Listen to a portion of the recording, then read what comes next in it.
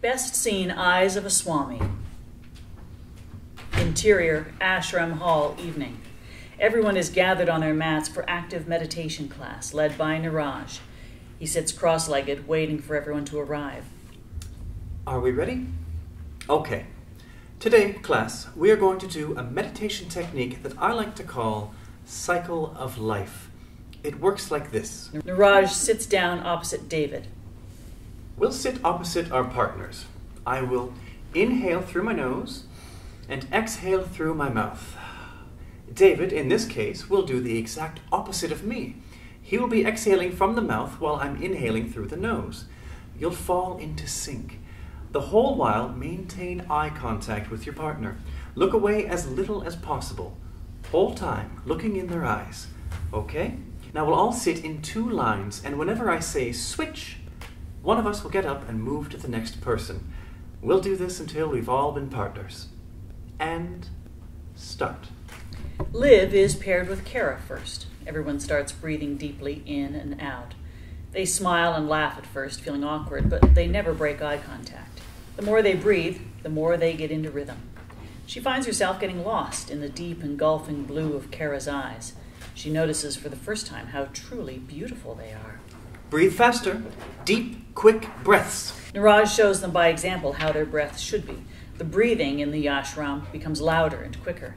Switch. Liv moves to the next person, Anna. They do the same thing for a few more breaths. If you want, you can hold each other's hands. It's so well timed, Liv had just been feeling the urge to do so. This is strange, as she isn't a touchy person at all. Anna and Liv grab each other's hands, maintaining strong eye contact. Liv looks for something, curious now at what she can find with prolonged staring. She suddenly gets too lost in her own head.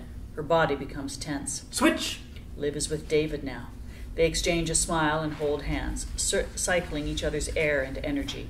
Looking into the calm blue of his eyes, her body seems to relax. Switch! Niraj now sits in front of Liv. She's excited at what she might see in those deep, dark brown portals. She grabs his hands. They get into sync with their breathing when Liv suddenly sees something. She breaks her grip, gets up, and runs out the opening of the ashram. Exterior field continuous. Liv runs through the gate of the wall that is the only thing separating them from the wilderness around them. Liv G! She hears her name being called, but she keeps running. She keeps putting as much space between herself and what she just saw as possible. She finds the dirt path at the bottom of the hill and finally starts to slow down. Suddenly, a low growling noise threatens her from the brush to her left. The vegetation is thick and it's dark. She can't see anything. She hears someone's footsteps approaching behind her. Liv. She takes a step forward, then back again. She doesn't want to be near him, but she's stuck. There's something over there. Something? What? I think it's an animal. A big one. Slowly get behind me. Liv moves slowly and carefully behind Niraj, and then waits. Suddenly, in response to her movement, out steps a leopard from the brush. Liv gasps involuntarily, and her mouth drops open in shock. The leopard is clearly tensing up. Niraj puts his hands out, starting to hum something in deep off-key tones. He very slowly starts moving toward the animal.